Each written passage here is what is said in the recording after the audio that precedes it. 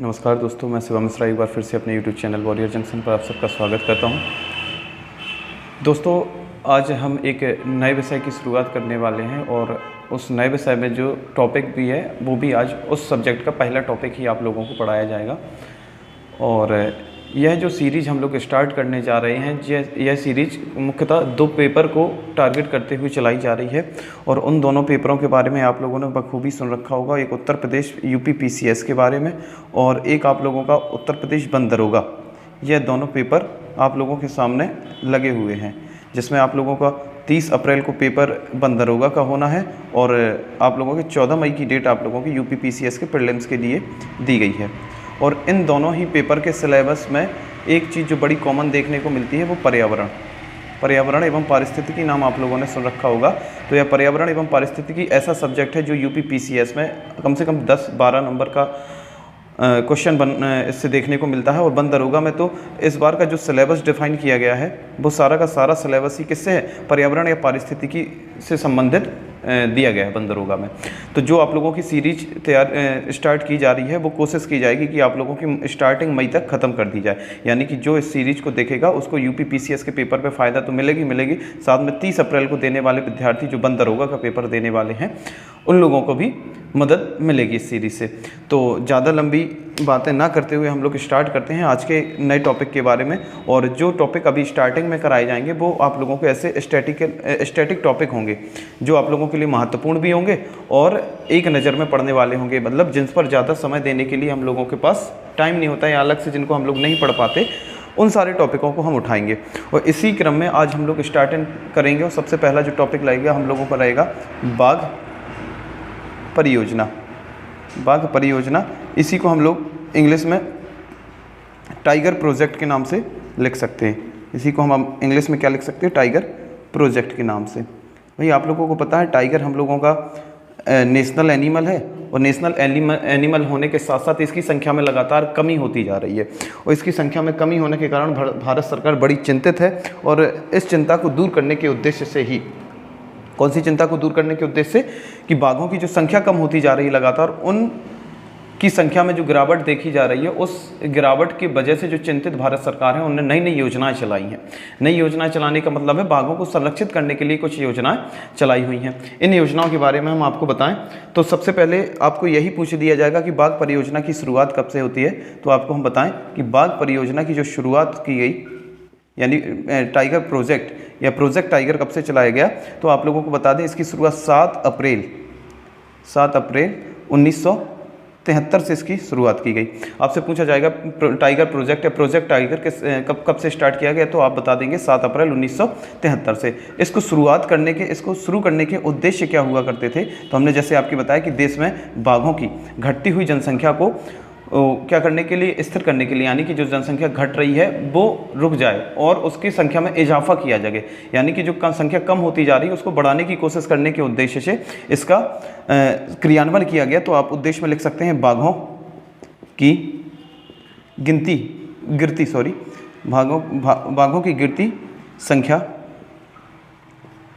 गिरती संख्या को रोकना, बाघों की गिरती जनसंख्या को रोकना एवं पारिस्थितिकी संतुलन बनाए रखना, क्योंकि हर एक जीव हम लोगों के पर्यावरण या पारिस्थितिकी के लिए बड़ा ही महत्वपूर्ण होता है। किसी एक जीव के रहने न रहने से इकोसिस्टम पर प्रभाव पड़ता है। तो बाघों की गिरती जनसंख्या को रोकना एवं पारिस्थितिकी संतुलन बनाए रखने के उद्देश्य से इस परियोजना का क्रियान्वयन किया गया, संतुलन बनाए रखना। इस योजना को चलाने का पीछे यही उद्देश्य हुआ करता था, कौन सी, कि बाघों की गिरती संख्या को रोकना है और एवं जो पारिस्थितिकी संतुलन है उसको बनाए रखना है। इसी उद्देश्य से इसकी शुरुआत की गई। अच्छा, आप लोगों से पूछा जा सकता है कि बाघ जो है यानी टाइगर जो है वो IUCN यानी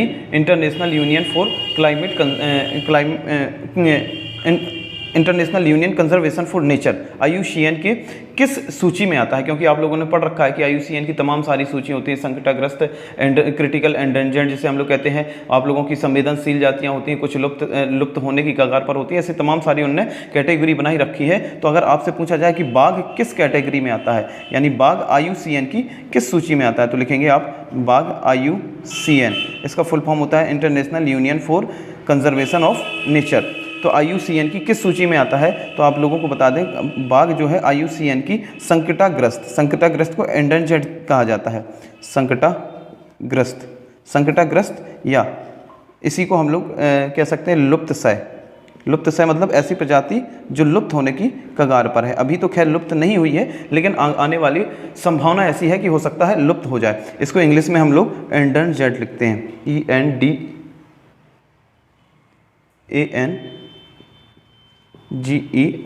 एंडेंजर्ड। इसको शॉर्ट में इस तरीके से EN लिख दिया जाता है, EN लिख दिया जाता है। तो आपसे पूछा जाएगा बाघ IUCN की किस सूची में है? तो संकटाग्रस्त या लुप्ताशय सूची में है। संकटाग्रस्त या लुप्ताशय सूची क्या कहलाती है? किन जीवों को उसमें रखा जाता है? तो आपको बता दें, संकटाग्रस्त में उन जीवों को रखा जाता है जिनकी जनसंख्या जो होती है विगत 10 वर्षों में, यानी पिछले 10 वर्षों में जिनकी जनसंख्या में कितना % कमी आई हो? 70% कमी आई हो। यानी पिछले 10 सालों में आपके बाघों की पिछले 10 वर्षों में बाघों की संख्या में 70% कमी आई है, तभी इसको किस सूची में रखा गया है? संकटाग्रस्त या लुप्तशय सूची में रखा गया है। अच्छा, पूछा जाएगा कि इतने 70% जनसंख्या कम गई, तो इस समय पर भारत में टोटल कितने बाघ हैं? तो आपको लिखना या बताने के लिए आपके पास इंफॉर्मेशन होनी चाहिए, तो लिखेंगे वर्तमान में भारत में, हम अपने देश के बारे में पढ़ेंगे, तो वर्तमान में भारत में टोटल 18 राज्यों या केंद्र शासित प्रदेशों में 18 राज्य या केंद्र शासित प्रदेशों में 52 टाइगर रिजर्व हैं। कितने हैं? 52 टाइगर रिजर्व हैं। 52 टाइगर रिजर्व हैं। आप लोगों ने करंट अफेयर्स में एक क्वेश्चन और पढ़ रखा होगा कि 53वां टाइगर रिजर्व की भी क्या कर दी गई है? घोषणा कर दी गई है। जो 53वां है उसकी भी घोषणा कर दी गई है। और यह 53वां जो टाइगर रिजर्व है यह कौन बनने वाला है, तो इसके बारे में आपको बता दिया जाए। तो इसका नाम हम आप लोगों को नीचे की तरफ थोड़ा सा दिखाई दे रहा है ताकि आप लोगों को दिखाई देता रहे।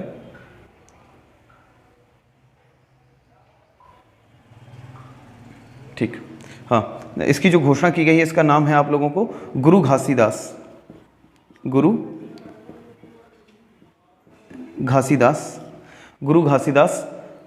नेशनल पार्क, इसको हम शॉर्ट में लिखे दे रहे हैं नेशनल पार्क प्लस इसमें साथ में जो आप लोगों का टाइगर रिजर्व बनेगा वो दो चीज़ों को जोड़ के हुए बन रहा है। एक तो गुरु घासीदास नेशनल पार्क और अगला जो रहेगा तमोर पिंगला, इसका तमोर नाम दूसरा जो है तमोर पिंगला वन्यजीव अभ्यारण्य, तमोर पिंगला वन्यजीव अभ्यारण्य यानी वाइल्ड लाइफ सेंचुरी।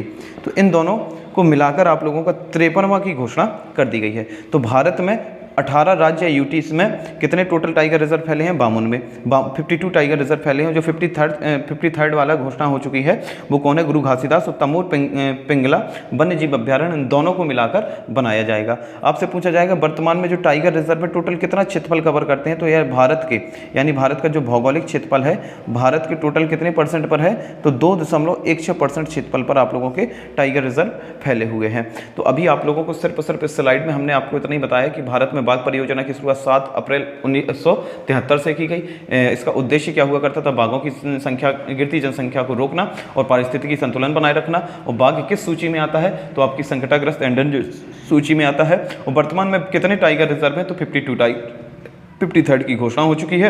और जो टोटल भारत के भौगोलिक क्षेत्रफल का ज्योग्राफिकल एरिया का कितना % कवर करते हैं? 2.16। और यह पूरे भारत के सिर्फ 18 राज्य के यूटीज मिलाकर कर दिया जाए तो इतने में फैले हुए हैं। बाघ परियोजना का जे तो आप लोगों को स्टार्टिंग का क्या हो गया? इसकी इंट्रो टाइप का हो गया कि इसका इंट्रोडक्शन वास्तव में है क्या। अब आगे हम लोग इसके बढ़ते हैं। इसकी कहानी को आगे बढ़ाने के लिए आप इसका स्क्रीनशॉट ले लीजिए ताकि हम आप इसको जल्दी से साफ कर सकें।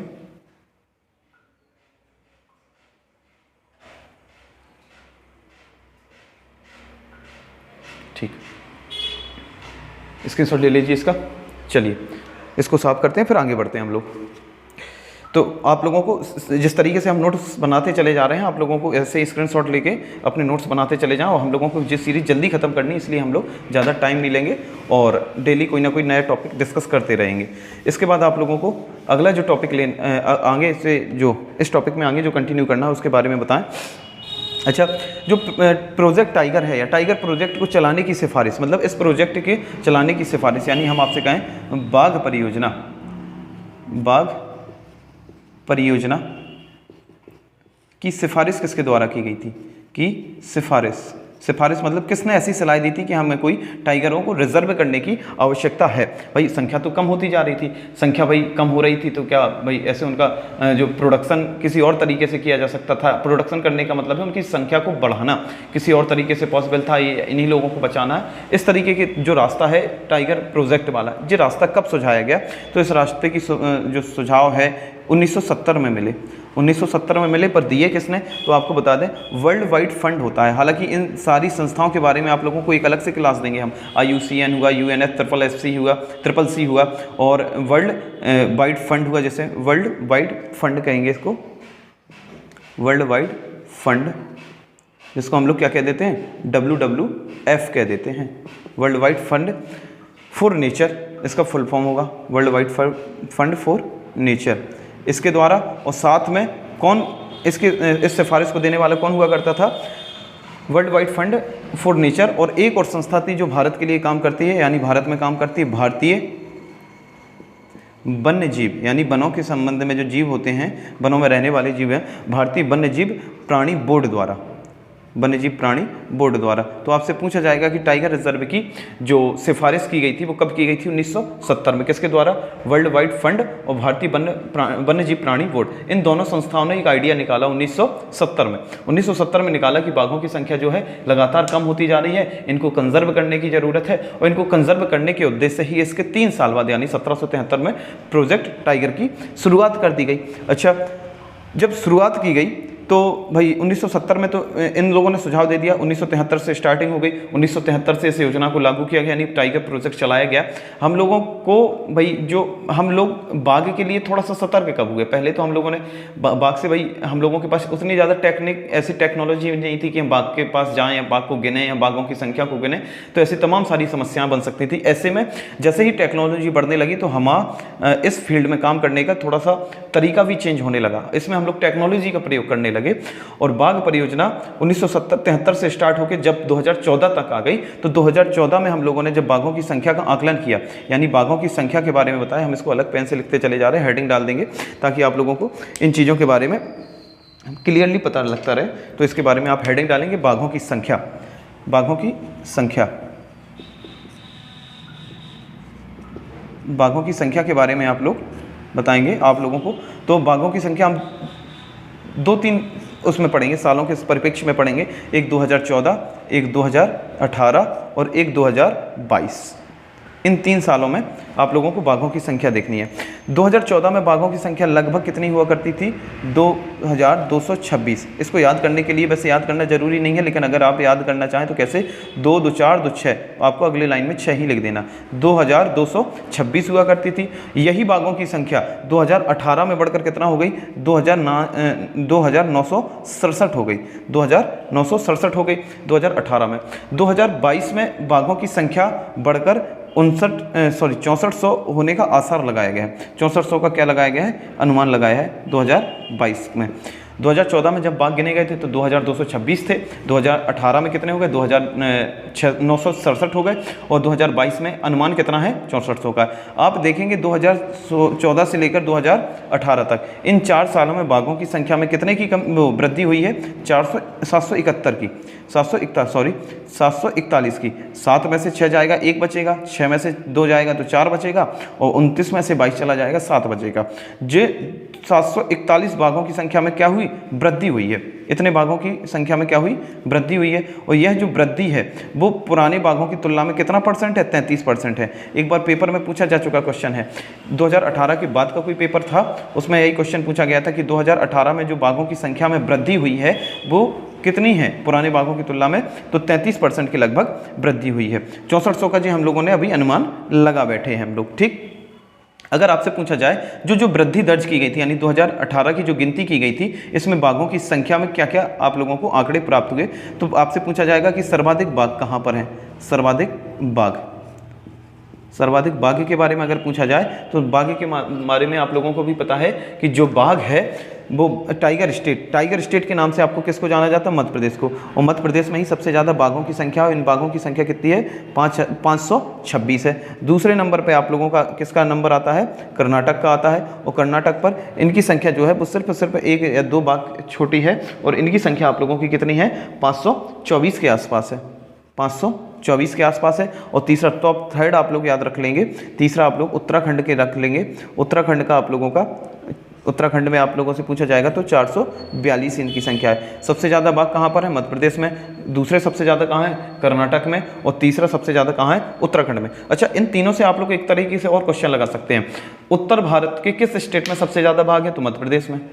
ठीक है, उत्तर भारत मतलब ऊपर की तरफ। अगर आपसे पूछा जाएगा बिल्कुल हिमालय क्षेत्र में कहाँ पर सबसे ज़्यादा बाघ है? तो उत्तराखंड में।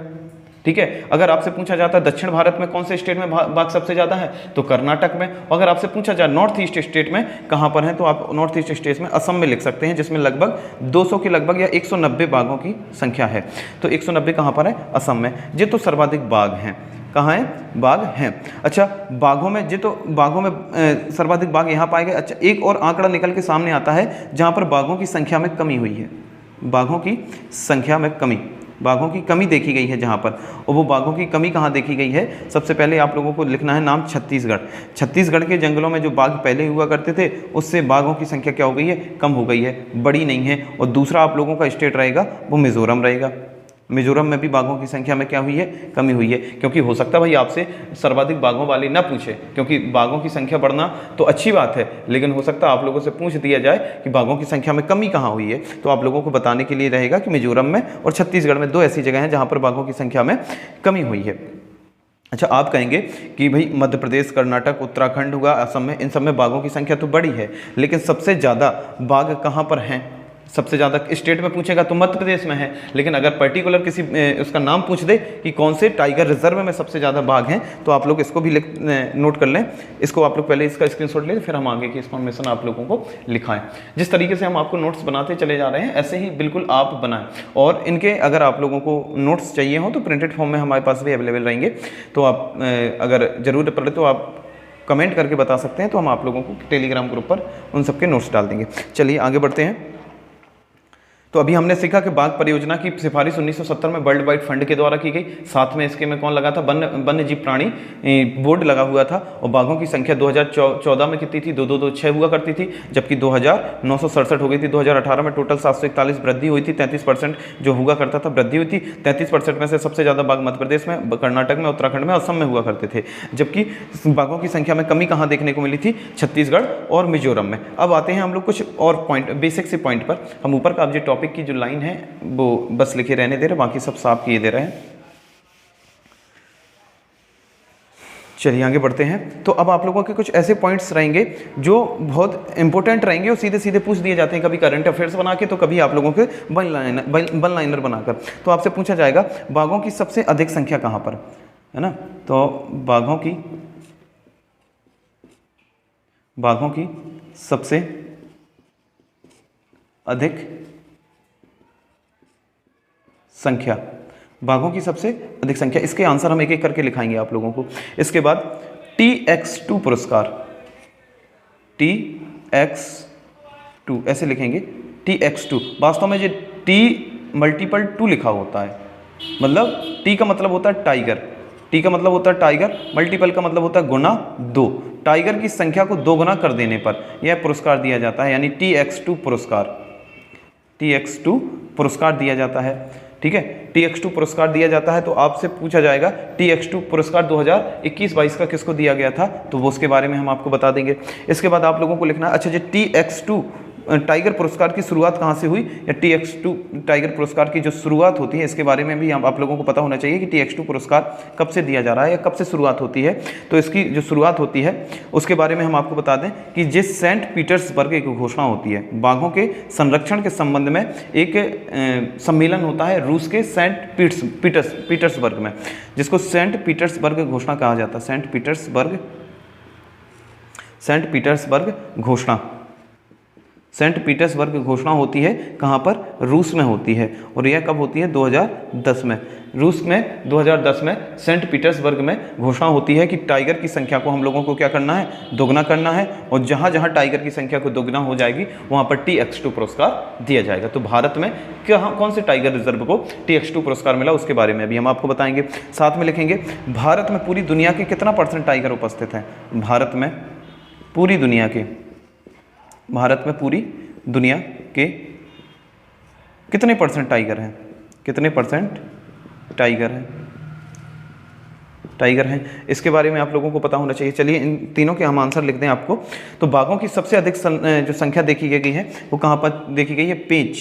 पेंच बाघ अभ्यारण्य है, यानी पेंच टाइगर रिजर्व में देखी गई है। पेंच टाइगर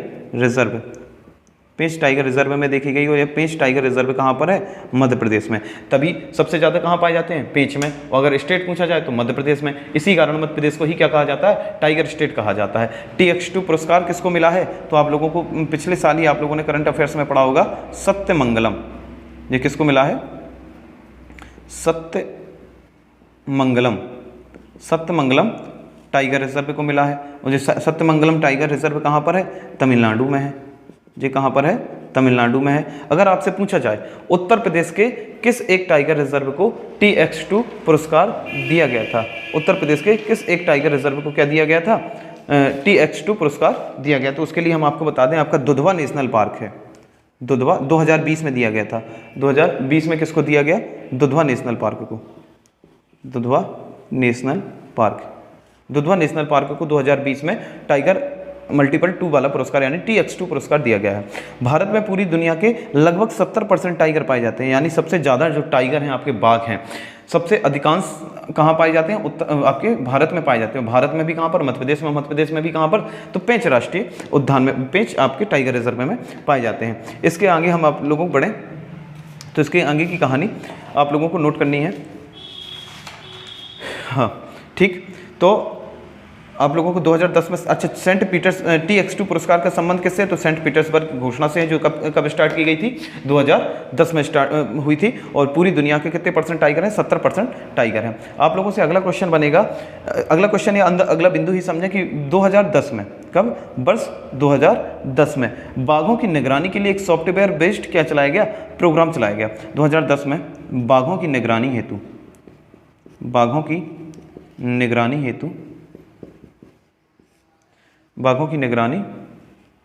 हेतु एक सॉफ्टवेयर बेस्ड का मतलब थोड़ा सा टेक्नोलॉजी का प्रयोग। अभी हमने आपको बताया था टेक्नोलॉजी का प्रयोग भी हम लोग करने लगे हैं। सॉफ्टवेयर बेस्ड प्रोग्राम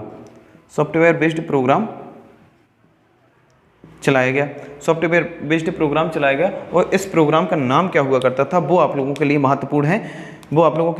और जिसका नाम होता था हम यहाँ लिखे दे रहे MSTRIPS।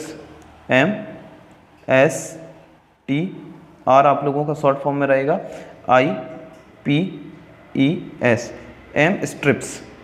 MSTRIPS क्या है, इसके बारे में आप लोगों को डिटेल से पढ़ना है, क्योंकि यह क्वेश्चन आप लोगों के IAS वाली परीक्षा 2017 में हुई थी। 2017 IAS वाली जो परीक्षा है 2017 में हुई थी, उसमें पूछा गया था कि MSTRIPS क्या है।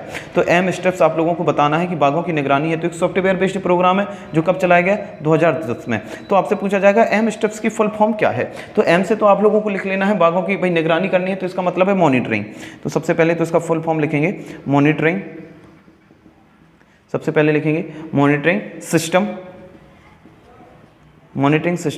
फॉर टाइगर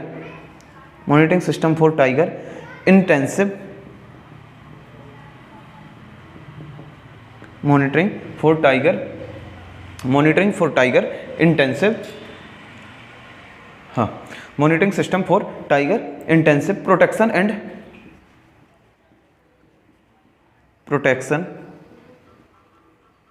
एंड इकोलॉजिकल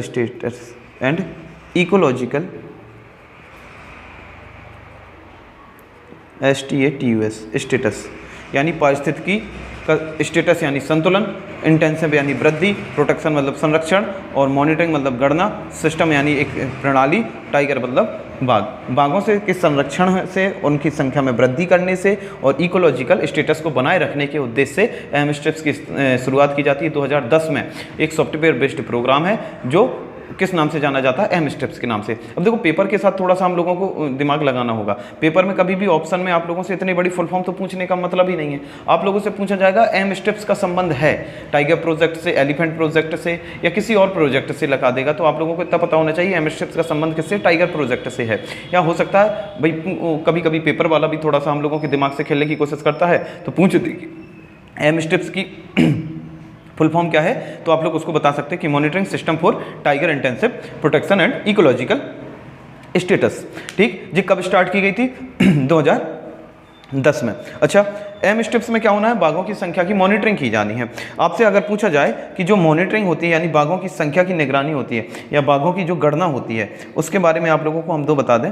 बाघों की जो गणना होती है वो दो तरीके से होती है। बाघों की गणना कितने तरीके से होती है, दो तरीके से होती है।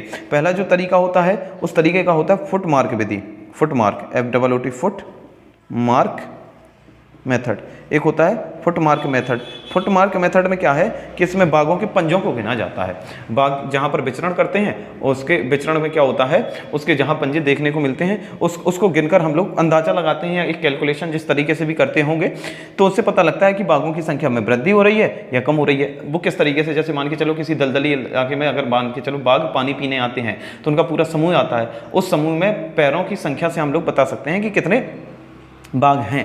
और अगर आने वाले समय में वो संख्या या पैरों की संख्या वो कम होती दिखाई देती है तो इसका मतलब बाघ कम हो रहे हैं। यदि वो संख्या बढ़ती दिखाई देती है तो इसका समझ लेंगे कि बाघों की संख्या में वृद्धि हो रही है। और जो दूसरा हुआ करता था वो कैमरा ट्रिप विधि है। वो कौन सी है, कैमरा ट्रिप मेथड।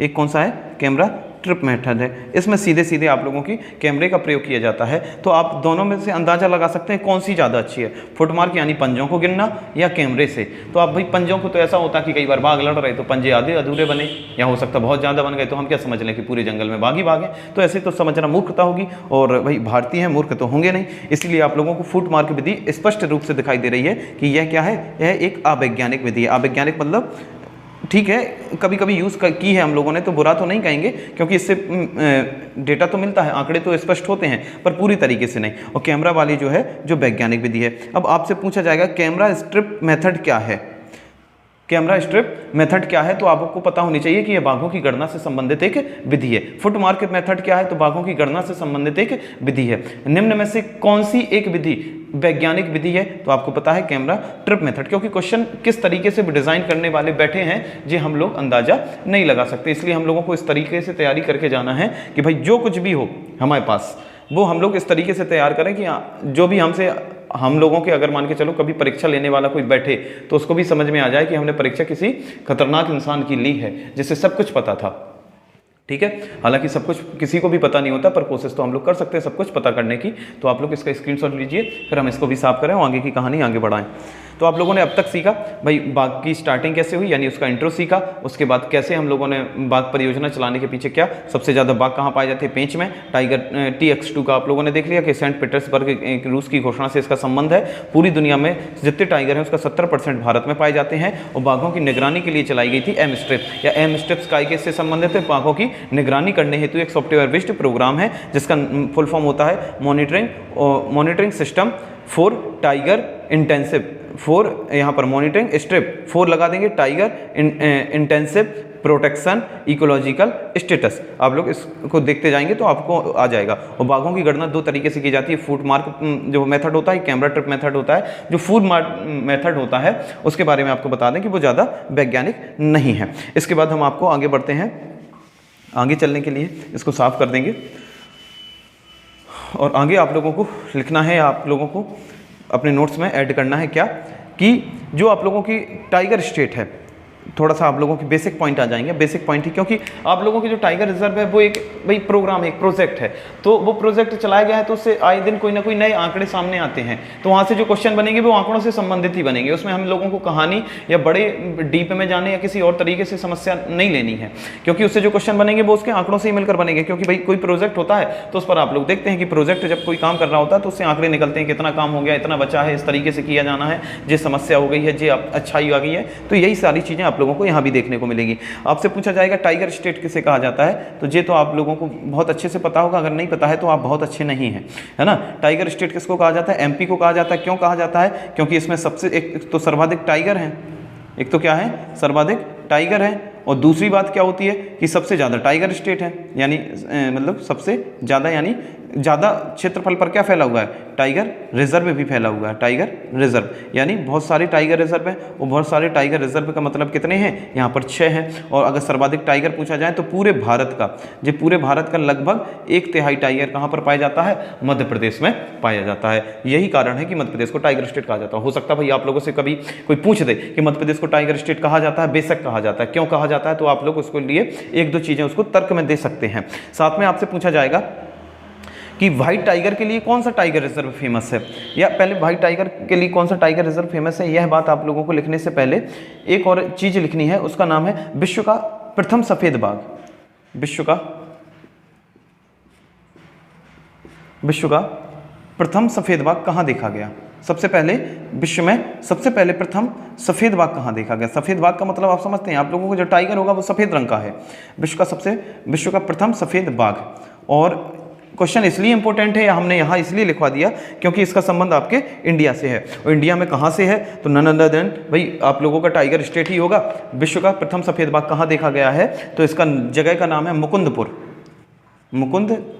मुकुंदपुर कहाँ पड़ता है, तो हमने आपको बताया था मध्य प्रदेश, लेकिन आपसे डिस्ट्रिक्ट पूछे तो आप लोगों का सतना डिस्ट्रिक्ट में पड़ता है, सतना मध्य प्रदेश में पड़ता है आप लोगों का कौन, मुकुंदपुर। तो आपसे पूछा जाएगा कि विश्व का प्रथम सफ़ेद बाघ कहाँ देखा गया था, तो मुकुंदपुर सतना मध्य प्रदेश में देखा गया था।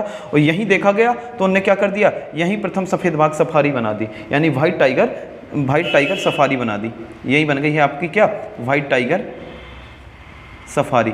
तो ये आप लोगों की भारत एवं विश्व की एकमात्र व्हाइट टाइगर सफारी है, जो कहाँ पर स्थित है, मुकुंदपुर सतना में स्थित है। आपसे पूछा जाएगा कि कब देखा गया था जी, तो 2016 में देखा गया था।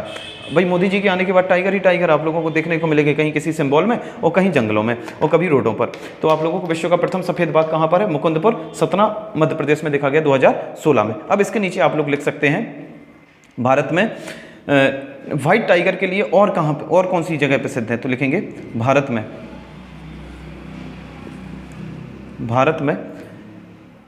व्हाइट टाइगर कहाँ पाए जाते हैं, व्हाइट टाइगर के लिए फेमस जगह कौन सी है, के लिए फेमस व्हाइट टाइगर के लिए फेमस कौन सी जगह है, तो आप लोगों को एक जगह का नाम याद रखना है, नंदकानन। आप लोगों ने हो सकता है नेशनल पार्क में इसका नाम पढ़ रखा हो, अगर नहीं पढ़ रखा है तो आने वाली वीडियोस में हम लोग नेशनल पार्क भी डिस्कस करेंगे, तो आप लोग उसको देखेंगे तो सारी चीज़ें क्लियर हो जाएंगी। भारत में व्हाइट टाइगर के लिए फेमस कौन सी जगह है, तो नंदकानन है, जो कहाँ पर पड़ता है, ओडिशा में, जो कहाँ पड़ता है, ओडिशा में। तो आपसे पूछ दिया जाएगा कि पहला व्हाइट टाइगर कहाँ देखा गया, तो मुकुंदपुर में, और पहला व्हाइट टाइगर के लिए सबसे फेमस जगह कौन सी है, तो नंदकानन है, कहाँ की, उड़ीसा की। इसके बाद हम आप लोग पहुँचते हैं कहाँ पर, थोड़ा सा और इसके बारे में पढ़ते हैं। तो विश्व का पहला बाघ शिखर सम्मेलन कहाँ पर हुआ था, विश्व का पहला बाघ शिखर सम्मेलन। जी आप लोगों की थोड़ा सा क्या हो रहे हैं, हम लोग करंट से इन चीज़ों को रिलेट कर रहे हैं कि करंट मतलब जो पीछे समय में इससे संबंधित काम हो चुके हैं। तो विश्व में प्रथम बाघ शिखर सम्मेलन, मतलब टाइगर के लिए आप लोगों का बहुत सारे देशों ने मिलकर सम्मेलन किया। प्रथम बाघ शिखर सम्मेलन, विश्व का प्रथम बाघ शिखर सम्मेलन कब हुआ, तो इसके लिए सबसे महत्वपूर्ण साल ही है कौन सा, 2010। अधिकांश चीज़ें आप लोगों को 2010 में देखने को मिल जाएंगी। तो विश्व में प्रथम बाघ शिखर सम्मेलन कब हुआ था, 2010 में हुआ था। और जो 2010 में कहाँ हुआ था, तो सेंट पीटर्सबर्ग, ठीक। तो सेंट पीटर्सबर्ग में हुआ था, जो कहाँ पर है, रूस में। इसी सेंट पीटर्सबर्ग के सम्मेलन में ही तो आप लोगों की वो पीटर्सबर्ग घोषणा हुई थी, मतलब यहाँ से कौन सा पुरस्कार निकला था, TX2 वाला पुरस्कार निकला था यहीं से, कि जो भी स्टेट, जो भी टाइगर रिजर्व आप लोगों का क्या करे, टाइगर की संख्या को दोगुना कर देगा, उसे TX2 पुरस्कार दिया जाएगा। 2020 में आपके दुधवा नेशनल पार्क को दिया गया, 2021 या 22 में आप लोगों को सप्तमंगलम नेशनल पार्क को दिया गया था, जो कहाँ पर है, तमिलनाडु में स्थित है। हो सकता है नेशनल पार्क ही पूछ दे कि कहाँ पर स्थित है। तो विश्व में बाघों, आप लोगों का बाघ शिखर सम्मेलन कब हुआ, तो होगा। आपसे पूछा जाएगा एशियाई, मतलब ये तो हो गया विश्व में। अब अगर आपसे पूछा जाता एशिया में, एशिया में, क्योंकि भाई एशियाई शेर भी फेमस है, एशियाई टाइगर भी फेमस है, तो एशिया में मंत्री स्तरीय, मतलब जो आप लोगों की मंत्री स्तर की बैठक होती है, ना कि देश स्तर की, राष्ट्र स्तर की। राष्ट्र स्तर की तो विश्व में हो जाएगा, एशिया में होती है मंत्री स्तर की बैठक। एशिया में मंत्री स्तर की बैठक किसके लिए, भाई ये बैठक आप लोगों की राजनीति के लिए, युद्ध के लिए नहीं थी, बल्कि ये बैठक काय के लिए है, बाघों के लिए है। और बाघों के लिए एशिया में मंत्री स्तर की बैठक अब तक कितनी बार हो चुकी है, 3 बार हो चुकी हैं, और चौथी बार होनी है, या हो चुकी, 4 बार हो चुकी है टोटल। तो पहली बार बैठक आप लोगों की 2010 में हुई, ठीक है, और जो कहाँ पर हुई थी, थाईलैंड में, जो कहाँ पर हुई थी, थाईलैंड में। और थाईलैंड के उस जगह का नाम हुआ करता था हुआ हिन, हुआ हिन। भाई हम लोग ऐसे नाम सिर्फ और सिर्फ जानवरों की आवाज़ों में सुनते हैं। हुआ हिन जो हुआ करता था 2010 में थाईलैंड में। एशिया में, एशिया के बहुत सारी कंट्री हैं, उस कंट्रियों में से जो मंत्री स्तर की बैठक हुई बाघों के लिए, वो 2010 में थाईलैंड में हुई। इसके 4 साल बाद, हाँ नहीं सॉरी 2 साल बाद 2012 में कहाँ पर हुई, भूटान में, क्योंकि भूटान भी एशिया का हिस्सा है। और भूटान में हुई, उसकी राजधानी में थिम्फू, आप लोगों को पता है भूटान की राजधानी थिम्फू। और तीसरी जो बैठक हुई 2016 में हुई। 2016 में जो बैठक हुई थी वो आपकी कहाँ पर हुई थी, भारत में हुई थी। और भारत में जो बैठक होगी वो कहाँ पर होगी, इसकी राजधानी नई दिल्ली में होगी। और चौथे नंबर की जो बैठक हुई है वो 2022 में हुई है, 6 साल बाद फिर से हुई है। 2022 में जो बैठक हुई है वो कहाँ पर हुई है, आपकी मलेशिया में हुई है, जो कहाँ पर हुई है, मलेशिया में। मलेशिया के किस शहर में है, हालांकि उस शहर की मुझे जानकारी नहीं है, लेकिन आप इतना याद रख लेना कि मलेशिया में हुई है, क्योंकि आपसे देश ही पूछा जाएगा, आप लोगों से वो नहीं पूछा जाएगा, क्योंकि एशिया स्तर का है इसलिए देश पूछा जाएगा। अगर नेशनल लेवल की होती, यानी अपने भारत के अंदर ही हो रही होती, तो आपसे जगह, स्टेट या शहर का नाम पूछे जाने की संभावना ज़्यादा होती है। तो आप लोगों ने देखा। अच्छा, आप देख रहे हैं कि विश्व भी काम कर रहा, एशिया भी काम कर रहा, काय के लिए, टाइगरों की संख्या में कमी ना हो पाए, यानी टाइगरों की संख्या में वृद्धि करने के लिए। अगर आपसे पूछा जाएगा कि विश्व स्तर पर टाइगर की संख्या में कितनी वृद्धि हुई है, तो आप लोग लिखेंगे वैश्विक स्तर पर बाघों की संख्या में वृद्धि। यहाँ पर आप लोग एक पॉइंट बना कर लिख लेंगे, वैश्विक स्तर पर भारत में कितनी हुई थी। भारत में 2018 की गिनती के अनुसार कितनी हुई थी, 33%। और वैश्विक स्तर पर, वैश्विक स्तर पर वृद्धि जी कितनी हुई है, वैश्विक स्तर पर वृद्धि का परसेंटेज जो है आप लोगों का 22% के लगभग है। तो वैश्विक स्तर पर वृद्धि 22% है। और भाई आपके राष्ट्रीय स्तर पर, यानी भारतीय स्तर पर देखा जाए तो भारतीय स्तर पर यही वृद्धि कितनी है, हमने आपको बताई थी कि 741 हुई थी, जिसको हमने 33%। तो आप लोगों को ये दोनों ही चीज़ें याद रख लेनी है, पेपर में पूछे जाने की संभावना रहती है, ऐसे पेपर कभी कभी बन जाते हैं। अच्छा, इसके बाद आप लोगों को लिखना है बाघों के अस्तित्व को बचाने के लिए भारत ने और कौन कौन से काम, एक तो प्रोजेक्ट टाइगर 1973 में चला दिया। इसके बाद लिखेंगे भारत में आपका एक और प्लान, बाघों के अस्तित्व को बचाने के लिए, इस तरीके से लिखें, बाघों के अस्तित्व को बचाने के लिए, बाघों का जो एग्जिस्टेंस है, बाघों के अस्तित्व को बचाने के लिए, बाघों के अस्तित्व को बचाने के लिए एक और प्रोग्राम चलाया गया, एक प्लान चलाया गया जिसे एक्शन टाइगर प्लान कहते हैं, जिसको क्या कहा जाता है, एक्शन टाइगर प्लान कहा जाता है। अब आप कहेंगे भाई इससे क्वेश्चन कैसे बनेंगे, तो हम आपको बता दें, एक्शन टाइगर प्लान नहीं पूछा जाएगा कि एक्शन टाइगर प्लान कैसे संबंधित है, क्योंकि पेपर बनाने वाला विद्वान है, मूर्ख नहीं कि एक्शन टाइगर प्लान लिखे और पूछे कि किस चीज़ से संबंधित प्लान है, तो आप तो बखूबी बता दोगे कि टाइगर से संबंधित है। आपसे पूछा जाएगा कि इसकी स्टार्टिंग कहाँ से हुई है, तो इसकी स्टार्टिंग हम आपको बता दें सारिस्का टाइगर रिजर्व से हुई है। और सारिस्का कहाँ पर है, यह आप लोगों को कमेंट बॉक्स में बताना है, ठीक है। सारिस्का कहाँ पर है इसका हमें तो पता है, इसलिए हम नहीं लिखेंगे, लेकिन आप लोग जरूर कमेंट बॉक्स में लिखें कि बाघों के अस्तित्व को बचाने के लिए जो एक्शन टाइगर प्लान चलाया गया उसकी शुरुआत सारिस्का से की गई। सारिस्का नेशनल पार्क या आप लोगों का टाइगर रिजर्व कहाँ पर है, इस चीज़ की जानकारी आप हमें देंगे। इसके बाद आप लोग इसका स्क्रीनशॉट ले लें ताकि हम आगे बढ़ सकें और आप लोगों के लिए जो इंपॉर्टेंट इन्फॉर्मेशन है वो भी आप लोगों तक पहुँचा सकें। जल्दी से स्क्रीनशॉट ले लीजिए इसका।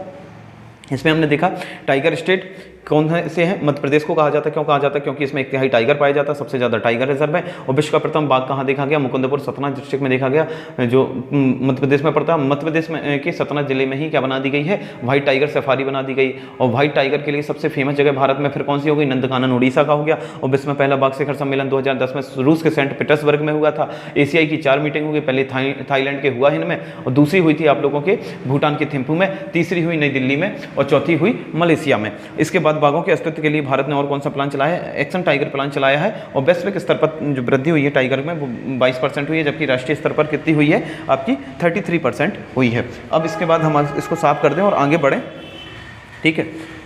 चलिए आगे बढ़ते हैं, इसको साफ की दे रहे, ठीक, क्योंकि अब आप लोगों को पता है कि कौन सा टॉपिक चल रहा है, इतना तो पता होना चाहिए भाई। इसके बाद आप लोगों को लिखना है आगे, हाँ, आपसे कभी कभी बहुत छोटे छोटे से क्वेश्चन पूछे जाते हैं। आपसे पूछा जाएगा अंतर्राष्ट्रीय बाघ दिवस कब मनाया जाता है? International tiger day. तो अंतर्राष्ट्रीय बाघ दिवस कब मनाया जाता है? अंतर्राष्ट्रीय बाघ दिवस कब मनाया जाता है? हम लोगों का राष्ट्रीय पशु क्या है? हालांकि जब क्वेश्चन हमारे पढ़ाने वाले, मतलब हम लोगों के लिए पढ़ने वाले तो नहीं है, लेकिन लिखाना जरूरी है, ये आप लोगों के दिमाग में रहना जरूरी है। इस राष्ट्रीय पशु का साइंटिफिक नाम क्या है, यानी वैज्ञानिक नाम क्या है?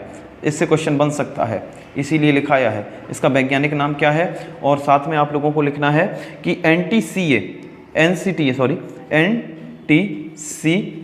NTCA का फुल फॉर्म क्या है, ठीक है? इसकी स्थापना कब होती है? NTCA के बारे में आप लोगों को पढ़ना है, तो हम आपको बता दें। और एक क्वेश्चन और आगे बताएंगे हम आपको। अंतर्राष्ट्रीय बाघ दिवस अगर आपसे पूछा जाए तो कब मनाया जाता है? 29 जुलाई को मनाया जाता है। 29 जुलाई, 29 जुलाई को मनाया जाता है, यानी 7वें महीने में मनाया जाता है, जुलाई के महीने में मनाया जाता है 29 तारीख को। हम ऐसे क्यों बता रहे हैं कि 7वें महीने में जुलाई में? क्योंकि आपके पास तारीख है 12 महीनों में कम से कम 11 बार कितनी तारीख आती है? 29 बार, 11 तारीख कितनी बार आ जाती है? वो 29 तारीख कितनी बार आ जाती है? तो 11 बार आ जाती है, क्योंकि फरवरी तो 4 साल में आता है।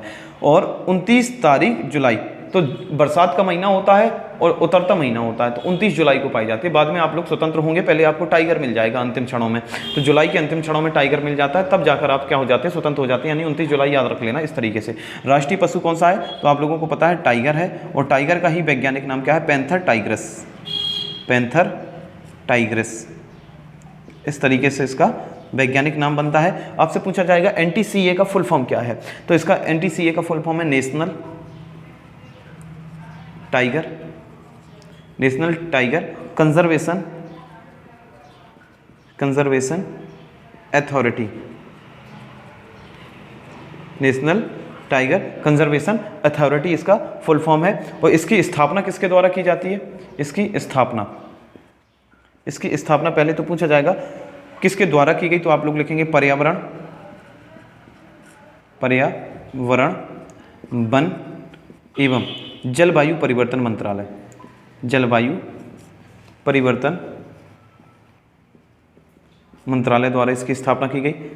इसके जो आप लोगों के इस समय पे मंत्रालय के जो मंत्री हैं उनका नाम आप लोग लिखेंगे भूपेंद्र यादव जी हैं। भूपेंद्र यादव ही है ना। अभी जब आप लोगों की 2000 यहाँ पर कहाँ पर मलेशिया में जो बैठक हुई थी एशियाई शिखर सम्मेलन की, तब इन्होंने वर्चुअल तरीके से यानी ऑनलाइन से पार्टिसिपेट किया था। तो NTCA national tiger conservation authority की स्थापना पर्यावरण, वन एवं जलवायु परिवर्तन मंत्रालय के द्वारा की गई है। और इसके जो मंत्री इस समय पर हैं वर्तमान में, वो कौन है? भूपेंद्र यादव हैं। और यह एक संवैधानिक निकाय है कि मतलब इसको किसी अधिनियम के तहत स्थापित किया गया, ठीक है? यह एक संवैधानिक निकाय है, तो किसको अधिनियम के तहत क्या किया गया होगा? स्थापित किया गया होगा। तो कौन से अधिनियम के तहत स्थापित किया गया, यह आप लोगों के लिए जरूरी हो जाता है। तो हम आपको बता दें, इसका जो है आप लोगों के 1972 का वन्यजीव अधिनियम है। 19 ऐसे लिख लेंगे, 1972 अधिनियम के तहत, वन्यजीव संरक्षण अधिनियम के तहत, अधिनियम के तहत इसकी स्थापना की गई। अच्छा, 1972 का जो वन्यजीव संरक्षण अधिनियम है, इसमें तमाम समय पर क्या होते रहे? संशोधन होते रहे। 2006 में जो संशोधन हुआ, 2006 में संशोधन हुआ, उसके बाद इसमें क्या कर दी गई? NTCA की स्थापना कर दी गई। तो आपसे पूछा जाएगा कि NTCA एक संवैधानिक निकाय है। NTCA क्या है? एक संवैधानिक निकाय है, क्योंकि एक अधिनियम के तहत ही इसकी स्थापना की जाती है। और इसके जो स्थापना करने वाला कौन होता है? जलवायु परिवर्तन मंत्रालय, जिसके भूपेंद्र यादव अभी मंत्री हैं। नेशनल टाइगर कंजर्वेशन अथॉरिटी इसका क्या होता है? नेशनल टाइगर कंजर्वेशन अथॉरिटी इसका क्या होता है? नेशनल टाइगर कंजर्वेशन अथॉरिटी इसका फुल फॉर्म होता है। और पैंथर टाइगर्स इसका नाम है। आप लोगों को इतनी चीज़ों के बारे में आप लोगों को बड़े आसानी से नॉलेज रहनी ही चाहिए। और इसके बाद हम आप लोगों को इसके बारे में आप लोगों को बचता है क्या? Tiger reserve. भारत में हमने आपको बताया टोटल 52 टाइगर रिजर्व है। 53 की घोषणा कर दी जा चुकी है। जो आप लोगों का रामगढ़ बिस्दारी नहीं, गुरु घासीदास आप लोगों का बनाया जाना है। इन सारी चीज़ों के बारे में आपको बता दिया गया। तो आप तो ये तो थी आप लोगों की बेसिक इन्फॉर्मेशन टाइगर के संबंध में। अगर आप लोगों के टाइगर रिजर्व के नाम के अलावा कोई क्वेश्चन पूछा जाता है, वो इन सारे क्वेश्चन में से आएगा। अगर इसके अलावा कोई क्वेश्चन बनता है, वो आप लोगों की टाइगर रिजर्व में कहां से आएगा कि किस स्टेट में कौन सा टाइगर रिजर्व है, या कौन सा टाइगर रिजर्व किस स्टेट में। कभी मैचिंग बनाने के लिए देगा, कभी बता देगा कि निम्न में से कौन सा सुमेलित नहीं है, कभी पूछेगा कि निम्न में से कौन सा सुमेलित है, कभी कहेगा कि सुमेलित खुद कर दो। मतलब भाई ये है ना कि एक का काम दूसरे पर डालते हैं, तो कभी वो खुद करके दे देगा, कभी आपसे करा लेगा, कभी गलत कर देगा तो सही आपको करना पड़ेगा, कभी आपसे ही गलत कराने की उम्मीद वो करेगा कि आप गलत करो, हम नंबर काट लें, और तमाम सारी चीज़ें आपके प्रतिकूल हो जाए। तो चलिए अब उसके भी देख लेते हैं आप लोगों को। टोटल भारत में कितने 52 टाइगर रिजर्व हैं, और 52 टाइगर रिजर्व में कौन से स्टेट में कौन कौन है, इसके बारे में हम लोग 1 बाय 1 करके देखते रहते हैं। और टाइगर रिजर्व का चैप्टर क्लोज कर देंगे, क्योंकि भाई हम लोग बड़ी तेज़ी से निकलने वाले हैं आगे, और बड़ी तेज़ी से अगर आगे नहीं निकलेंगे तो बहुत तेज़ी से पीछे हो जाएंगे। इसलिए कोशिश करेंगे कि आप लोग बड़ी तेज़ी से आगे निकलें। और इस टॉपिक का हम आपको बताएं टाइगर रिजर्व ही नाम है, यानी टाइगर रिजर्व कहाँ पर रहेंगे। और यह जो आप लोगों की क्लास होगी वो दोनों ही पेपर को टारगेट करके बनाई जा रही है। यानी आप अगर यूपी PCS का पेपर देने वाले हैं प्रीलिम्स, है ना, तो उसके लिए भी आप लोगों के लिए महत्वपूर्ण रहेगी। हालांकि बंदरोगा के लिए भी तो महत्वपूर्ण है, ठीक है, क्योंकि इन दोनों टॉपिक दोनों के सिलेबस में है। ठीक, आप लोगों से पूछा जाएगा, सबसे पहले आप लोगों को लिखना है कहाँ? आंध्र प्रदेश। आप लोग कहाँ का लिखेंगे? हम इसको ब्लू पेन से लिखते जा रहे हैं स्टेट का नाम। सबसे पहले लिखेंगे हम लोग आंध्र प्रदेश। आंध्र प्रदेश के बारे में लिखेंगे। आंध्र प्रदेश के बारे में नहीं लिखना है, मतलब ऐसा टाइगर रिजर्व जो कहाँ पर स्थित है? आंध्र प्रदेश में है, जिसका नाम है नागार्जुन सागर। नागार्जुन सागर, नागार्जुन सागर टाइगर रिजर्व, इसी को कहा जाता है नागार्जुन सागर श्रीसेलम। श्रीसेलम। और टाइगर रिजर्व को हम शॉर्ट में लिखते जा रहे हैं TR। यह भारत का सबसे बड़ा टाइगर रिजर्व है। भारत का सबसे बड़ा टाइगर रिजर्व है। यह भारत का सबसे बड़ा टाइगर रिजर्व है, जो कहाँ पर स्थित है? आंध्र प्रदेश में। इसके बाद आप लोगों को लिखना है कर्नाटक। कर्नाटक के टाइगर रिजर्व लिखने हैं। कर्नाटक के टाइगर रिजर्व में आप लोगों को सिर्फ नाम लिखते चले जाना है। एक तो बांदीपुर, कौन सा है? बांदीपुर। बांदीपुर के बाद है आप लोगों का भद्रा। भद्रा के बाद लिखेंगे आप लोग नागरहोल। भद्रा के बाद क्या है आपका? नागरहोल। नागरहोल के बाद है आप लोगों का दांदेली अंसी। दांदेली आंसी, ये एक ही नाम है आपका, दांदेली आंसी इसका नाम है। और दूसरा आप लोग लिखेंगे बिलीगिरी रंगनाथा। बिलीगिरी रंगनाथा। बिलीगिरी से ही आप लोग काम कर सकते हैं, ठीक है। तो आपसे पूछा जाएगा बांदीपुर, भद्रा कहाँ, नागरहोल कहाँ है, दांदेली अंसी कहाँ है, बिलीगिरी रंगनाथा कहाँ है। तो ये सारे के सारे कहाँ पर हैं भाई? कर्नाटक में। कर्नाटक में टोटल कितने हो गए? 5 हो गए, ठीक। दांदेली अंसी अलग अलग नहीं है, एक ही है। अगर आप अलग अलग याद कर लेंगे तो भी आप कर्नाटक ही टिक करेंगे, इतनी आप लोग याद रख लेना। इसके बाद आता है आपका मध्य प्रदेश। मध्य प्रदेश की चर्चा करें तो मध्य प्रदेश में हमने आपको कितने बताए थे? 6 राष्ट्रीय उद्यान या आपको 6 टाइगर रिजर्व बताए थे, जिसका नाम है पन्ना। पन्ना में आप लोगों ने हीरा के संबंध में सुन रखा है, डायमंड है यहाँ पर सबसे ज़्यादा। कान्हा किसली है, कान्हा किसली आप लोग कान्हा टाइगर रिजर्व लिख सकते हैं। कान्हा के बाद आप लिख सकते हैं पेंच लिख सकते हैं। पेंच के बाद आप सतपुड़ा लिख सकते हैं। सतपुड़ा के बाद आप लोगों को लिखना है बांधवगढ़। बांधवगढ़ भी लिख सकते हैं। बांधवगढ़ के बाद एक लिखेंगे आप लोग संजय डुबरी। संजय डुबरी। और जो पेंच राष्ट्रीय उद्यान है, आप लोगों को पता है मध्य प्रदेश किसके साथ अपने साझा करता है बॉर्डर? महाराष्ट्र के साथ साझा करता है। इसलिए जो पेंच राष्ट्रीय उद्यान है वो महाराष्ट्र में भी फैला हुआ है, इसलिए अगला हम लोग महाराष्ट्र ही लिख लेंगे। महाराष्ट्र। महाराष्ट्र के बारे में लिखेंगे तो महाराष्ट्र में आप लोगों के कौन से रहेंगे? एक तो मेलघाट रहेगा। ठीक है। मेलघाट, मेलघाट से आप लोगों के दो नाम याद आने चाहिए, पालघाट, थालघाट, इस तरीके से नाम होते हैं, गोरन घाट है ना, और भोर घाट, इस तरीके के नाम जो पश्चिमी घाट से संबंधित है। अगर याद आते हैं तो आपका पश्चिमी घाट क्लियर है टॉपिक, अगर नहीं है तो समस्या है, क्योंकि अगर आपको पश्चिमी घाट नहीं आता तो भारत के बारे में बहुत बड़ी समस्या की बात है। तो मेलघाट हो गया। मेलघाट के बाद आप लोगों को अगला जो लिखना है वो पेंच लिखना है। मेलघाट हो गया, पेंच हो गया, इसके बाद नवेगांव नागजीरा, नवेगांव नागजीरा, नवेगांव नागजीरा नेशनल पार्क हो गया। नवेगांव टाइगर रिजर्व हो गया। नवेगांव नागजीरा के बाद होता है आप लोगों का सह्याद्री। सह्याद्री आप लोगों को पता होना चाहिए कि किसको कहा जाता है।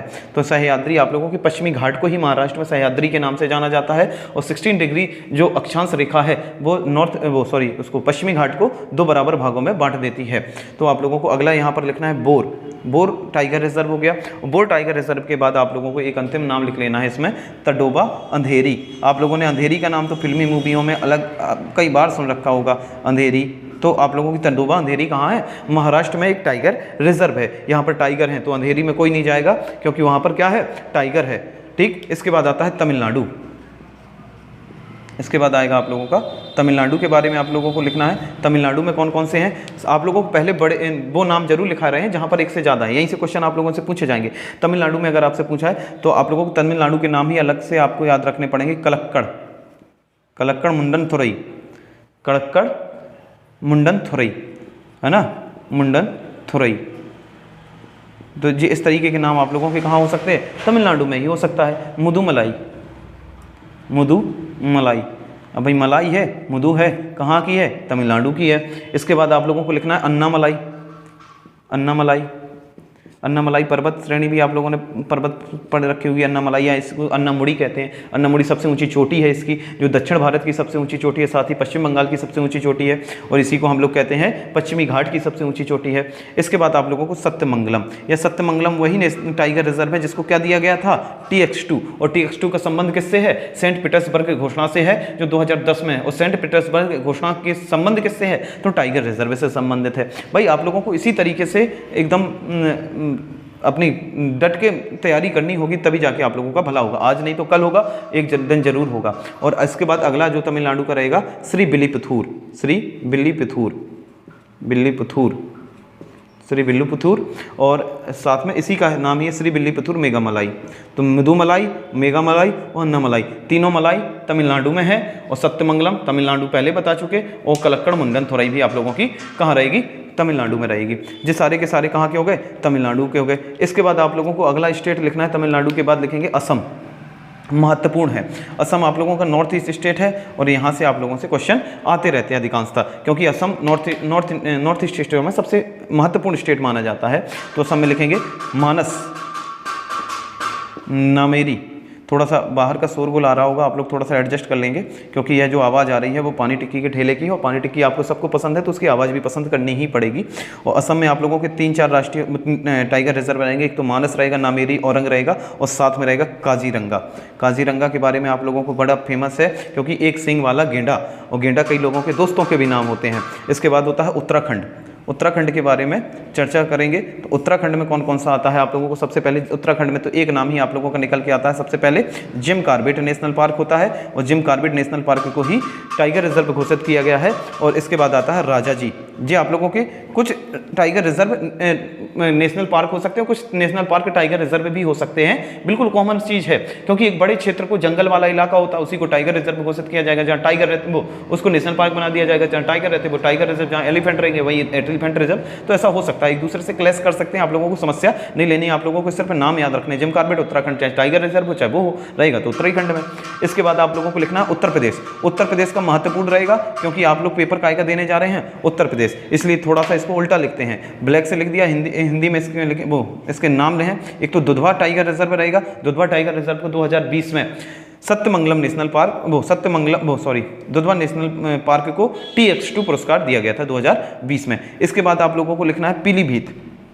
हाँ, पीलीभीत। और पीलीभीत से संबंधित आप लोगों को एक जो फैक्ट याद रखते हैं, यहाँ से पीलीभीत में फुलहर झील, फुलहर झील से निकलती है गोमती नदी, और जैसे ही गोमती नदी आपको याद आएगी तो याद आनी चाहिए शादी में जुलूल आना, जरूर आना। और जब जरूर आना है तो उसमें एक जो फ्रंट फॉल्ट दिखाई देता है वो गोमती नदी का है, यानी लखनऊ किस नदी के किनारे बसा हुआ है, तो गोमती नदी के किनारे। दुधवा हो गया, पीलीभीत हो गया, इसके पास आता है अमनगढ़ या अमानगढ़ भी इसको कह सकते हैं, तो अमनगढ़ कहा जाता है। वैसे जो उत्तर प्रदेश का है वो अमनगढ़ कहता है, क्योंकि जिस सत्यता जानते हैं कि अमन नाम है उसका, और जो अंग्रेजी पढ़ते हैं वो अमानगढ़ कहते हैं, क्योंकि AMAN लिख दिया जाता है तो अमानगढ़ पढ़ लिया जाता है। तो दुधवा, पीलीभीत, अमनगढ़। अच्छा, यहाँ पर एक महत्वपूर्ण बात हमें याद आती है, और वो बात क्या होती है कि फोर्थ, उत्तर प्रदेश में फोर्थ का भी क्या कर दिया गया है, घोषणा कर दी गई है। उत्तर प्रदेश में चौथा बनाने की घोषणा कर दी गई है, जो कौन सा होगा, Ranipur tiger reserve, Ranipur tiger reserve. और जो रानीपुर कहाँ पर होगा, आप लोगों को याद दिला दें कि रानीपुर झांसी के पास का भी एक क्षेत्र है, लेकिन ये वो नहीं है, ये रानीपुर है कहाँ का, चित्रकूट का। जी कहाँ का है, चित्रकूट का है, जो उत्तर प्रदेश में आपसे पूछा जाएगा चौथा टाइगर रिजर्व जो बन रहा है, कौन सा बन रहा है, रानी, जो बुंदेलखंड क्षेत्र का पहला होगा। जो बुंदेलखंड का आपको लिख दें तो बुंदेलखंड क्षेत्र का पहला, बुंदेलखंड में पहली बार टाइगर रिजर्व बनाया जा रहा है ना। बुंदेलखंड के लोग खुद टाइगर होते हैं, ठीक। तो रानीपुर क्षेत्र जो कहाँ का है, टाइगर रिजर्व, चित्रकूट में पड़ेगा, बुंदेलखंड का पहला टाइगर रिजर्व बनने जा रहा है। उत्तर प्रदेश की बात हो गई है, आप लोग इसका फटाफट से एक स्क्रीनशॉट ले लीजिए, फिर आगे बढ़ते हैं। थोड़ा सा जल्दबाजी इसलिए की जा रही है ताकि आप लोगों को भी इसी तरीके से करनी है। तो आंध्र प्रदेश में हमने आपको बताया नागार्जुन श्रीशैलम है, जो भारत का सबसे बड़ा टाइगर रिजर्व है। कर्नाटक में बांदीपुर हो गया, भद्रा हो गया, नागरहोल हो गया, अंसी दंदेली हो गया, बिलीगिरी रंगनाथन हो गया। मध्य प्रदेश में पन्ना, पेंच, सतपुड़ा हो गया, बांधवगढ़ हो गया, और आप लोगों का बांधवगढ़ है, सॉरी बांधवा नहीं है, बांधवगढ़ संजय डुबरी है। महाराष्ट्र में मेलघाट हो गया, नवेगांव, नागजीरा हो गया, सह्याद्री हो गया, पेंच हो गया, बुर हो गया, तडोबा हो गया, अंधेरी हो गया। तमिलनाडु में 3 मलाई है, मुदुमलाई है, मेघामलाई है, और कौन सा आप लोगों की अन्नामलाई, सत्यमंगलम, कड़क्कर, मुंडनथोरई आप लोगों को याद रखना है। असम में नामेरी, मानस, औरंग और काजीरंगा। उत्तराखंड में जिम कॉर्बेट राजा जी है। उत्तर प्रदेश में दुधवा और आप लोगों का पीलीभीत, अमनगढ़ है। चौथा घोषणा कर दी गई है रानीपुर, 2022 में, सितंबर 2022 में इसकी घोषणा की गई थी, लगभग ऐसे ही आसपास था, थोड़ा सा कंफर्म नहीं है, लेकिन 2022 में इसकी घोषणा की गई है, सितंबर अक्टूबर के महीने। और यह रानीपुर चित्रकूट के पास वाला है, झांसी के पास वाला नहीं है, क्योंकि जो लोग झांसी के आसपास कभी घूमे होंगे तो रानीपुर वहाँ पड़ता है, और रानीपुर वहाँ पड़ता है तो वहाँ के नाम से इसका नाम नहीं है, जो चित्रकूट के आसपास वाला है, झांसी वाला नहीं है, इसलिए हम बता रहे हैं, क्योंकि झांसी के पास भी है एक, तो वहाँ का कभी ना लगाएं, ठीक। इसके बाद आता पेपर में, यूपी टेट के पेपर में यही पूछा गया था कि रानीपुर कहाँ है, एक बार पूछा गया था, तो कई लोगों ने झांसी लगाया था, जबकि क्वेश्चन था कहाँ के लिए, चित्रकूट के लिए। तो हम आप लोगों को कहाँ तक ले गए हैं, आप लोगों को उत्तर प्रदेश तक पहुँच चुके हैं। उत्तर प्रदेश के बाद आपको अगला लिखना है उड़ीसा। तो उड़ीसा के बारे में लिखेंगे, उड़ीसा में कौन कौन से टाइगर रिजर्व हैं। उड़ीसा में आप लोगों के 2 टाइगर रिजर्व रहेंगे, एक तो रहेगा सिंपली पाल, जो उड़ेगा वो सिंपल नहीं रह पाएगा, हम लोग कहेंगे भाई सिंपल रहो, तो सिंपली पाल, ठीक है, सिंपली पाल। और दूसरा सतकोसिया, जो उड़ेगा उसको 7 कोस दूर फेंक दिया जाएगा, तो सतकोसिया। ये दोनों ही क्या है, टाइगर रिजर्व हैं। सत का मतलब 7, कोस का मतलब होता है, आप लोगों को पता है, दूरी मापने के लिए कोस भी कहा जाता है, 4 कोस यात्रा, 100 कोस यात्रा, इस तरीके से आप लोगों ने पुराने समय में सुन रखे होंगे। उड़ीसा के बाद आप लोगों को होता है पश्चिम बंगाल में कौन कौन से टाइगर रिजर्व हैं, तो पश्चिम बंगाल में टाइगर रिजर्व में आप लोगों को लिखना है, एक तो सुंदरबन, हम किसकी बात कर रहे हैं, टाइगर रिजर्व की, तो सुंदरबन में आप लोगों को पता है टाइगर पाए जाते हैं, बंगाल टाइगर भी इनको नाम दिया जाता है, तो सुंदरबन हो गया। और बुक्सा, अगर नेशनल पार्क की बात करते तो यहाँ पर लाइन लग चुकी होती कि नेशनल पार्क की संख्या कितनी है, दिसंबर 2021 में नेशनल पार्क की संख्या 106 थी, सॉरी कितनी थी, 106 थी, और हम लोग टाइगर रिजर्व पढ़ रहे हैं जी कितने हैं, 53, जस्ट आधा है। अगर मान के चलो हम लोग जब नेशनल पार्क पढ़ेंगे तो इनकी संख्या को जस्ट दोगुना पढ़ना पड़ेगा, तो इनकी संख्या और भी ज़्यादा इनकी जगह बढ़ जाएगी। तो हम लोग अभी क्या पढ़ रहे हैं, टाइगर रिजर्व पढ़ रहे हैं, इसलिए कम कम लिखना है। कम लिखने का मतलब है कम है, 1-1, 2-2 ही है। इसके बाद आता है आपका छत्तीसगढ़ भी महत्वपूर्ण रहेगा आप लोगों के लिए। छत्तीसगढ़ रहेगा। छत्तीसगढ़ में हम आपको बता दें कि छत्तीसगढ़ में कौन कौन से हैं, एक तो है इंद्रावती है, एक है अचन कमार, इंद्रावती है, अचन कमार है, एक सीता नदी नाम से भी है, उदंती सीता नदी के नाम से है। और यहीं पर आप लोगों का एक जो नया बन रहा है जिसका नाम क्या है, गुरु घासीदास, नया बना है, मतलब गुरु घासीदास का संबंध किससे है, यह इंपॉर्टेंट रहेगा। जिस तरीके से उत्तर प्रदेश में रानीपुर हो गया, यहाँ पर कौन रहेगा, छत्तीसगढ़ यहाँ का रहेगा, वो सॉरी गुरु घासीदास यहाँ का रहेगा। इसके बाद आप लोगों को लिखना है छत्तीसगढ़ के बाद लिखेंगे आप लोग झारखंड का। ये छोटे छोटे से हैं, इसको हम एक साथ लिखे दे रहे। झारखंड हो गया, बिहार हो गया, बिहार झारखंड छत्तीसगढ़ तीनों हो गए। इसके बाद आप लोगों को लिखना है तेलंगाना। तेलंगाना आप लोगों को, आंध्र प्रदेश में आप लोगों का सिर्फ एक ही है जो सबसे बड़ा है। तेलंगाना के बाद यहीं पर हम लोग क्या लिख लेंगे, मिज़ोरम। तेलंगाना के बाद क्या रख लेंगे, इसमें मिज़ोरम लिख लेंगे। और मिज़ोरम के बाद आप लोगों को अगला लिखना है क्या, केरल भी लिख लेंगे यहीं पर, केरल। सभी स्टेटों के लगभग हम करा देंगे। जो आपका झारखंड में उसका नाम है पलामू प्लेट्यू, पलामू पठार है, छोटा नागपुर के पठार के भाई क्षेत्र पड़ता है पलामू पठार। तो झारखंड में पलामू टाइगर रिजर्व है। पलामू टाइगर रिजर्व के बाद बिहार में है Valmiki tiger reserve, Valmiki tiger reserve है। तेलंगाना में है काबूर। तेलंगाना में कौन सा है, तेलंगाना में आप लोगों से पूछा जाएगा, सॉरी काबूर नहीं, कबाल, कबाल है और अमराबाद है, अमराबाद, कबाल और अमराबाद टाइगर रिजर्व आपके हो जाएंगे। मिजोरम में दम्फा, मिजोरम में दाम्फा टाइगर रिजर्व है। केरल में कौन सा है, पेरियार। पेरियार केरल में पेरियार नदी है, ठीक है, और पेरियार पर इडुक्की बांध बना हुआ है। पेरियार है, ये आप लोगों का नेशनल पार्क भी है, टाइगर रिजर्व भी है। इसके साथ ही आप लोगों को लिखना है पेरियार के बाद पेराम्बीकुलम या पराम्बीकुलम भी लिख सकते हैं। तो पेराम्बीकुलम जी कहाँ पर है आपका, केरल में। केरल में दोनों पापा पे हैं, पेपे, सॉरी पापा भी नहीं है, पेपे हैं, पेपे के तो हो जाएगा आपका। दम्फा मिजोरम में, कबाल अमराबाद, तो अमराबाद तेलंगाना में है, वाल्मीकि बिहार में है। वाल्मीकि ऋषि कहाँ बैठे, बिहार में। पलामू कहाँ है, झारखंड में। छत्तीसगढ़ में इंद्रावती है, सीता नदी जी हैं। और अचन कमार है, अचन कमार नहीं, मैं अशुद्ध लिखता हूँ, सॉरी, अचन कमार है, गुरु घासीदास छत्तीसगढ़, सुंदरबन बुक्सा पश्चिम बंगाल, उड़ीसा सिंपलीपाल सतकोसिया, ठीक है। इसके बाद आप लोगों को लिखना है अरुणाचल प्रदेश। इसके बाद क्या लिखना है आप लोगों को, अरुणाचल प्रदेश। अरुणाचल प्रदेश में आप लोगों का कौन सा है, तो अरुणाचल प्रदेश में आप लोगों को नामदफा, इंपॉर्टेंट है यहाँ के, नामदफा, पक्के, नामदफा, पक्के और कामलंग। नामदफा, पक्के और कामलंग जी आप लोगों के कहाँ पर स्थित हैं, अरुणाचल प्रदेश में स्थित हैं जी। आप लोगों के लगभग सभी स्टेटों के कितने हो गए, 53 के आसपास होने वाले होंगे, बिल्कुल आप लोग काउंट कर सकते हैं अपने में। तो 53 के आसपास होने वाले हैं। एक स्टेट बच जाता था अभी आपका, वो जरूरी है, राजस्थान बच गया भाई, राजस्थान को नहीं छोड़ेंगे, है ना। राजस्थान बड़ा तगड़ा इलाका है, यहाँ पर बहुत सारे हैं। तो रणथंभौर, रणथंभौर, इसके बाद सारिस्का। ओ जी, यहाँ पर आप लोगों को आंसर पता लग गया। वो हमने आपको बताया था कि कहाँ पर, कौन सी हमने आपको action tiger plan, tiger action plan चलाया गया था, वो कहाँ से चलाया गया था, सारिस्का। और सारिस्का का कहाँ है, राजस्थान में। देखो आपने सोचा भी होगा तो भी मिल गया, नहीं मिलता तो थोड़ा सा इंतजार करने पे सब कुछ मिल जाता है, बस जल्दबाजी हम लोग करते रहते हैं। मुकुद्रा, इसके बाद लिखेंगे फिर रामगढ़ बिसधारी, रामगढ़ बिसधारी। यह आप लोगों के कहाँ के हो गए, राजस्थान के हो गए। अब आप लोगों के लगभग एक परफेक्ट पूरे 53 हो चुके होंगे। तो आप लोगों के 1 2 3 4 5 6 7 8 9 10 स्टेट तो और लिखे, और पीछे भी हम लिखा चुके। तो टोटल 15 स्टेटों में 52 या 53 आप लोगों के टाइगर रिजर्व हो गए होंगे।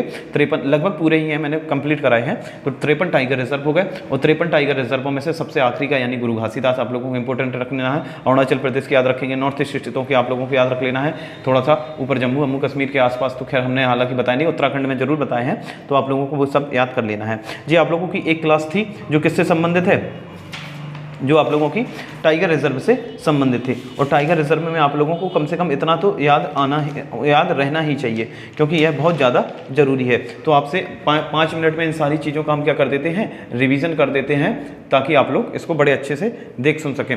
रिवीजन करने की आपको ज़रूरत है नहीं, वैसे आप लोग इसको एक बार दोबारा से रिपीट कर लेंगे, कि कोई वीडियो है, हम अगर ऑफलाइन होती तो रिवीजन की ज़रूरत होती, लेकिन आप क्या करेंगे, एक बार वीडियो को दोबारा से देख लेंगे तो आपका काम हो जाएगा। 1 घंटे का टॉपिक रहा आप लोगों का, लेकिन निश्चित ही आप लोगों को इसमें चाहे वो यूपीपीसीएस का पेपर हो और चाहे वो बंदरोगा का पेपर हो, इसमें आपके 2 से 3 नंबर आप लोगों के जरूर कंप्लीट कराएगा, इस बात की गारंटी है। और ऐसे ही मज़ेदार टॉपिकों के लिए हमसे जुड़े रहें हमारे चैनल पर, वॉरियर जंक्शन पर, है ना। जो वॉरियर जंक्शन है वो ऐसे ही नहीं है, वो वास्तव में योद्धा बना देगा आप लोगों को। योद्धा ऐसे जो रण क्षेत्र में लड़े ना लड़े, लेकिन आप लोग कंपटीशन की दुनिया में लड़ने योग्य बन जाएंगे। इसलिए आप लोग सब्सक्राइब कर लें हम लोगों के चैनल वॉरियर जंक्शन को, जो आप लोगों के लिए भाई जो आने वाले पेपर यूपीपीसीएस और जो इसके बंदरोगा का पेपर देने वाले हैं, या आने वाले समय में किसी भी पेपर में आप लोग अपीयर हो रहे हों या कोई भी पेपर देना हो, उन सब में जो भी यहाँ से आप लोगों को डेटा मिलेगा बड़ा अच्छा, सटीक और काम का मिलेगा। इसलिए जुड़े रहें।